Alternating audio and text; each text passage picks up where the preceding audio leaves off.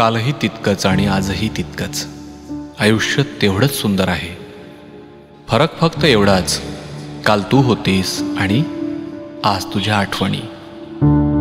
दबक्या पावलांनी जेव्हा तुझ्या दारात मी यायचो ना, माझ्या श्वासांचा आवाजही तुला जास्त व्हायचा. आणि आज फरक फक्त एवढाच, माझ्या हुंदक्यांचा आवाजही भिंतीला ऐकू येत नाही. मला फुलांची आवड कालही होती आणि आजही आहे, पण त्या उमलणाऱ्या गुलाबाला सांगू काय? मी दिलेला गुलाब जेव्हा तू केसामध्ये माळायचीस, तेव्हा तो गुलाब इतका गोड हसायचा. आज फरक फक्त एवढाच आहे, आज एक गुलाब आहे, पण तुला देण्याचा बहाणा नाही. मी त्या गुलाबाला सांगितलं आहे, तू असा हिरमुसून जाऊ नकोस. तुझा स्वभाव फुलणे आहे.